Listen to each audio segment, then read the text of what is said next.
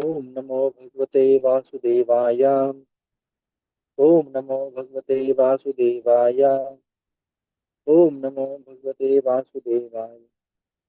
नारायणं नमस्कृत्यं नरं चैव नरोत्तमं देवीं सरस्वतीं व्यासं ततो जयमुदीरये नष्टप्रायेषु भद्रेषु नित्यं भागवतं सेवया भगवती तत्त्वज्ञ भक्ति भक्तिनिष्ठिते। भगवद गीता पुरुषोत्तम योग अध्याय 15 श्लोक संख्या 7। ममेवांशे जीवलोके जीवभूतो सनातना मना श्रेष्ठानि इंद्राणि प्रकृति स्थिति कर्षति। मम मेरा एव निश्चय ही अंश सूक्ष्म कण जीवलोक बद्ध जीवन के संसार में जीव भूत वृद्ध जीव सनातना शाश्वत शाश्वत मनः मन शिष्टानि छह इंद्रियाणि इंद्रियों समेत प्रकृति भौतिक प्रकृति में स्थानी स्थिति कर्षति संघर्ष करता है। उदाहरण इस वृद्ध जगत में सारे जीव मेरे शाश्वत अंश है। वृद्ध जीवन के कारण वह छह इंद्रियों से घोर संघर्ष कर रहे हैं जिसमें मन भी सम्मिलित है। भगवान श्री कृष्ण इसमें कहते हैं इस वृद्ध जगत में सारे जीव मेरे शाश्वत अंश हैं। जितने भी लोग हैं जितने भी जीव हैं वो शाश्वत मेरे मेरे ही अंश हैं। वृद्ध जीवन के कारण वो छह इंद्रियों के घोर संघर्ष कर रहे हैं जिसमें मन भी सम्मिलित है। तात्पर्य श्रील प्रभुपाद की जय। इस श्लोक में जीव जीव का स्वरूप स्पष्ट है। जीव परमेश्वर का सनातन रूप से सूक्ष्म अंश है। ऐसा नहीं है कि वृद्ध जीवन में वह एक व्यक्तित्व धारण करता है और मुक्त अवस्था में वो परमेश्वर का एकाकार हो जाता है। वो सनातन का अंश रूप है। यहाँ पर स्पष्ट सनातन कहा गया है। वेद वचन के अनुसार परमेश्वर अपने आप को शशांक रूपों में प्रकट करके विस्तार करते हैं जिससे जिनमें से व्यक्तिगत विस्तार विष्णु तत्व कहलाते हैं और गौण विस्तार जीव कहलाते हैं। दूसरे शब्दों में विष्णु तत्व निजी विस्तार स्वांश स्वांश है और जीव विभांश है पृथ्वीकृत अंश है। अपने स्वांश द्वारा वे भगवान राम नरसिंह देव विष्णु मूर्ति तथा वैकुंठ लोक के प्रधान देवों के रूप में प्रकट होते हैं। और विभांश अर्थात जीव सनातन सेवक होते हैं। भगवान के श्वास सदैव विद्यमान रहते हैं। इसी प्रकार जीव के विभांशों के अपने स्वरूप होते हैं। परमेश्वर के विभांश अ, विभांश होने के कारण जीवों में भी उनकी आंशिक गुण पाए जाते हैं जिसमें जिनमें से स्वतंत्रता एक है। प्रत्येक जीव का आत्मा रूप में अपना व्यक्तित्व और सूक्ष्म स्वतंत्र होते हैं। इसी स्वतंत्र के दुरुपयोग से जीव बद्ध बनता है और उनसे सही उपयोग से वो मुक्त मुक्त बनता है। दोनों ही अवस्थाओं में वो भगवान के समान ही सनातन होते हैं।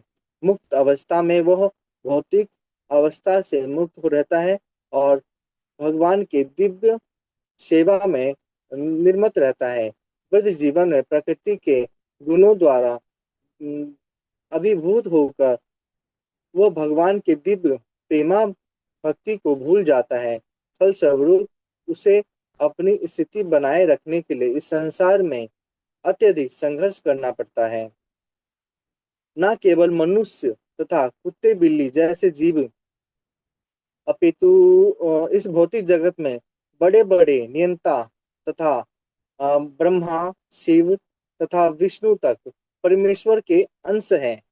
यहाँ पर ये कहा गया यहाँ पे इस ब्रह्मांड में ब्रह्मा शिव तथा विष्णु तक परमेश्वर परम ईश्वर परमेश्वर के अंश है।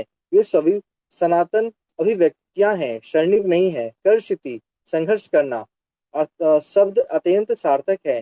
वृद्धजीव मानो लोह सलाखों से बंधा हो, वो मिथ्य अहंकार से बंधा रहता है और उन मुख्य मुख्य कारण है जो जो इसे इस भव सागर की ओर धकेलता है। जब मन सत्वगुण में रहता है तो उसके कार्यकलाप अच्छे होते हैं। जब जब रजोगुण में रहता है तो उसके कार्यकलाप कार्यप्रष्ट होते हैं। जब वो तमोगुण में होता है तो वो जीवन की निम्न योनियों में चला जाता है। लेकिन इस श्लोक में यह स्पष्ट है कि वृद्ध जीव मन तथा इंद्रियां समेत भौतिक जीवन से अवतरित है और वो मुक्त हो जाता है। यह भौतिक आवरण नष्ट हो जाता है, लेकिन इसका आध्यात्मिक शरीर अपने विष्टि विष्टि रूप में प्रकट होता है। मध्याधिध्ययन श्रुति में यह सूचना प्राप्त है।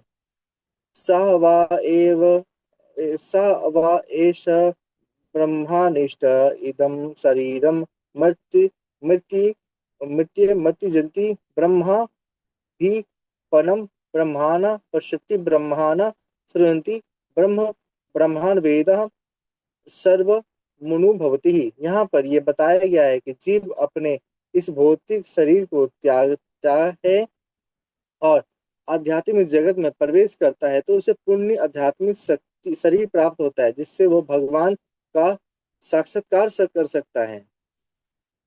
वो अपने वो उनसे सामने आमने सामने बोल सकता है, सुन सकता है, जिस रूप में भगवान है उन्हें समझ सकता है। स्मृति में भी ये ज्ञात होता है। वसंती यत्र पुरुषा सर्व वैकुंठे मूर्तया वैकुंठ में सारे जीव भगवान जैसे शरीर में रहते हैं। यहाँ तक शारीरिक बनावट का प्रश्न है। अंश रूप जीवों तथा विष्णु मूर्ति के विस्तारों में कोई अंतर नहीं होता। दूसरे शब्दों में भगवान की कृपा से मुक्त होने पर जीव को आध्यात्मिक शरीर प्राप्त होता है। मवे वांस शब्द अत्यंत अत्यंत सार्थक है, जिसका अर्थ है भगवान के अंश। भगवान का अंश ऐसा नहीं होता जैसे किसी पदार्थ का टूटा अंश।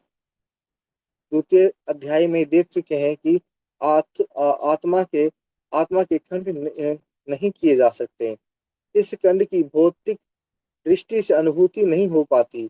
यह पदार्थ की भांति नहीं है जिसे चाहे तो कितने ही खंड कर दो और पुनः जोड़ दो।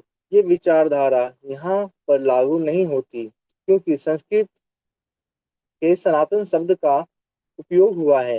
विभान सनातन है।